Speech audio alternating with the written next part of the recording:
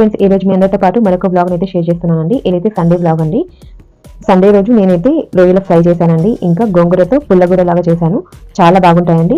ఇవన్నీ మీతో షేర్ చేసుకుంటాను. వీడియో అయితే కంటిన్యూ చేయండి. ఇంకా పాలు పెరుగు అయితే తీసుకొచ్చారు. డైలీ పాలు అయితే ఫుల్ క్రీమ్ మిల్క్ అయితే తీసుకునే వాళ్ళమండి ప్యాకెట్స్లో. కానీ ఇప్పుడు ప్యాకెట్స్లో కల్తీ వస్తుందని చెప్పి మా ఆయన అవి వద్దు అని చెప్పి ఇదైతే తీసుకొచ్చారండి. ఫ్రెష్ పాలు, ఆవు పాలు, బర్రె పాలు 100 రూపీస్ లీటర్ అంట. అందుకని చెప్పి హాఫ్ లీటర్ అయితే తీసుకొచ్చారు. ఇదిగోండి రొయ్యలు అయితే ఇలా క్లీన్ చేయించుకొని తీసుకొచ్చారు. ఇవైతే 1 kg అంట అండి. ఇంకా వాటిని అయితే క్లీన్ చేసుకోవాలి. ఫస్ట్ అయితే పాలు వేడి చేద్దామని చెప్పి గిన్నెలోకి అయితే పోసేసుకుంటున్నాను. ఈ పాలు అయితే అంత చిక్కగా అయితే ఏం లేవండి, కానీ 100 రూపీస్ అంట లీటర్ అయితే. ఇంకా కొన్ని రోజులైతే వాడి చూద్దామని చెప్పి తీసుకుంటున్నాను. ఇంకా మీగడ కూడా ఏం వస్తలేదండి దీనిపైన. మనకి ఆవు పాలు, బర్రె పాలు అంటే మీగడ బాగా వస్తుంది కదండి. వేడి వేడి అన్నం గోంగూర రొయ్యల ఫ్రై కలుపుకుని తింటే ఆ మజానే వేరండి. ఫుల్ వీడియో కోసం మన ఛానల్ని విజిట్ చేయండి. కింద ఉన్న లింక్ని క్లిక్ చేయండి. Thank you. Please subscribe.